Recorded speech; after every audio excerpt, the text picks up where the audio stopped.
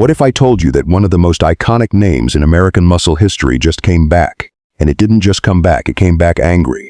We're talking 0 to 60 in under 3.8 seconds, a cockpit that feels ripped straight out of a fighter jet, and technology so advanced it almost feels illegal. The 2026-27 Plymouth Duster is real, it's here, and after watching this video, you're going to want one. Bad, what is up, everybody? Welcome back to Rev Culture, the channel where we go deeper than the spec sheet, harder than the press release, and never, ever sugarcoat the truth about the cars you actually care about. I'm your host, and if you're new here, hit that subscribe button right now, because today we are cracking open one of the most talked about automotive revivals of the decade, the Plymouth Duster. Reborn, reimagined, and ready to eat. Let's get into it. For the uninitiated, the original Plymouth Duster debuted in 1970 as a no-nonsense, affordable muscle car that punched way above its price tag. It became a cult legend. Then Plymouth vanished in 2001, and the Duster went with it. Fast forward to today. Stellantis, in what many are calling the ballsiest brand revival move since Ford brought back the Bronco, has officially greenlit the Plymouth nameplate for a new era, and the Duster is its flagship weapon. This isn't nostalgia bait.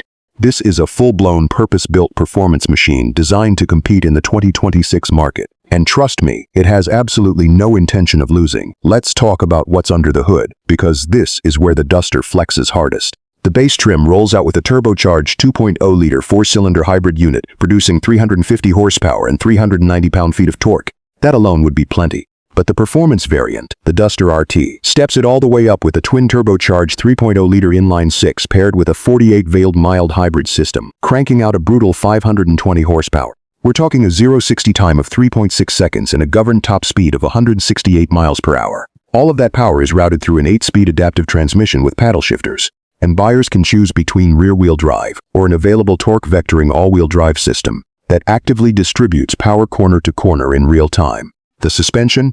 Double wishbone up front, multi-link in the rear, with adaptive magnetorheological dampers that read the road 1,000 times per second and adjust on the fly. Throw in Brembo 6-piston brakes on the RT and you've got a car that stops as impressively as it goes. This is not your grandfather's Duster. This is a scalpel wrapped in muscle. Now here's where it gets genuinely wild. Plymouth has partnered with NVIDIA's automotive division to power the Duster's in-car brain. The result is what they're calling the DriveSense AI platform, a full vehicle neural network that learns your driving habits, optimizes performance settings based on your behavior, and even predicts road conditions using real-time mapping data. The centerpiece of the interior is a 15.6-inch curved OLED touchscreen running Plymouth's new Horizon OS, one of the most responsive, cleanest infotainment interfaces we've seen in this segment. Below it, a 10-inch co-pilot screen for the passenger.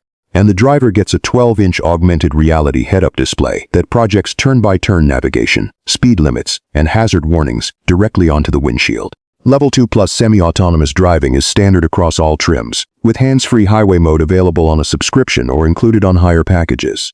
The car uses a combo of LiDAR, radar, and a 360-degree camera array, 12 sensors total, to keep you locked in your lane, manage stop-and-go traffic, and even handle lane changes with a tap of the indicator. Voice control is powered by an always-on AI assistant, not just connected to your phone, but embedded in the vehicle itself. It recognizes natural speech, manages climate, media, navigation, and can even precondition the cabin before you walk out your door. Oh, and wireless CarPlay and Android Auto are standard, because it's 2026 and that's just table stakes at this point. Step inside and you immediately feel where Plymouth spent the money. The seats are wrapped in Napa leather with perforated suede inserts, heated and ventilated front and rear, with 18-way power adjustment and massage function on the driver's seat. The steering wheel is flat-bottomed, wrapped in leather and carbon fiber, and heated. The cabin uses real open-pore wood trim, brushed aluminum accents, and soft-touch materials on every surface your hand actually touches. Noise, vibration, and harshness have clearly been a priority. Plymouth used acoustic laminated glass, active road noise cancellation. Yes, like noise-canceling headphones, but for your whole car. And structural foam throughout the body. At highway speeds, it is library quiet in here. Rear seat passengers aren't forgotten either.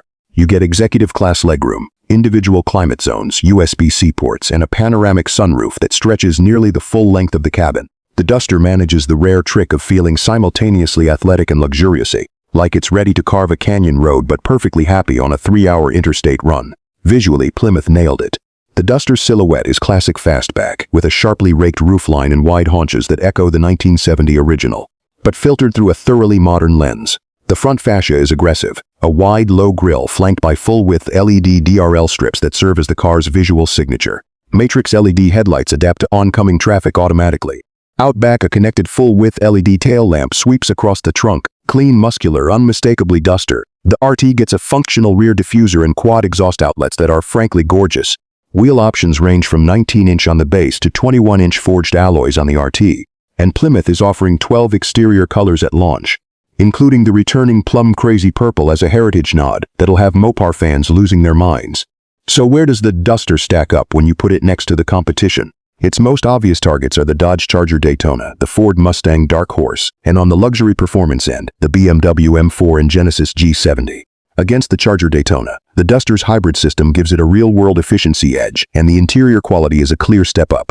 The Daytona wins on raw EV range but loses on driving feel and interior refinement.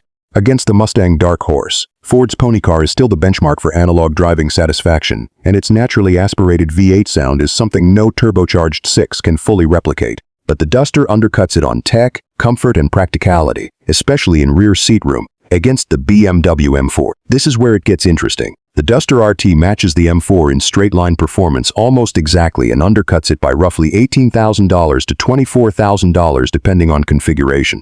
The M4 remains the more polished track tool, but the value argument for the Duster is devastating. Where the Duster falls short: brand perception. Plymouth is a reborn nameplate. For buyers who want heritage prestige, the BMW badge still carries weight the Duster hasn't had time to earn back yet. Give it a generation, let's talk money, because performance is only half the equation. The base Duster hybrid returns an estimated 32 mpg combined, impressive for a 50 HP car, and significantly better than its V8 rivals.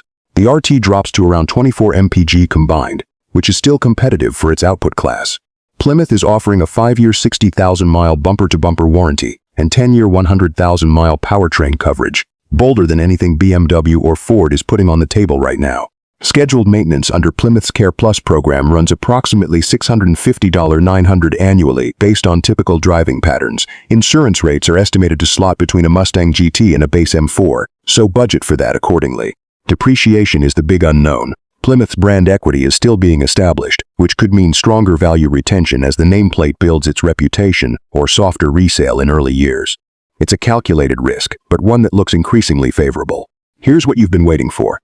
The 2026 Plymouth Duster goes on sale in Q3 2025, with deliveries beginning fall 2025 in North America. European and Australian market launches follow in early 2026. Pricing breakdown: Duster Sport Dust GT, $47,950, Duster RT, $500, Duster Dust. For context, a BMW M4 starts at $76,700, a Mustang Dark Horse sits at $59,570. The Duster RT is genuinely well positioned, and the base model at under $40,000 is a legitimate steal for what you're getting. Limited first edition launch packages are available for reservation now, including exclusive paint options, a numbered plaque, and priority delivery. Details in the description below. Look, we've seen a lot of iconic name makes a comeback stories in this industry, and most of them are disappointments dressed in nostalgia. The Plymouth Duster is not that. This is a car that's been engineered with intent. It respects where it came from. It understands where the market is going, and it delivers on both fronts without compromise. The performance is real. The technology is genuinely impressive. The value proposition, especially for the RT, is something the German brands should be nervous about. Is it perfect? No. The brand has ground to make up, and will need a full long-term test to know how the AI systems and hybrid drivetrain hold up in the real world. But right now, on paper and in the metal, the 2026 Plymouth Duster is one of the most exciting American performance cars we've seen in years. So I want to hear from you. Drop a comment below. What feature blew your mind the most, and would you buy the RT over an M4 at that price? Let's have that debate in the comments.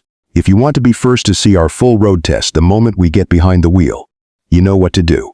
Hit that subscribe button and smash the notification bell so you don't miss a single second of our coverage. We've got a lot more coming your way. This is Rev Culture. We'll see you in the next one.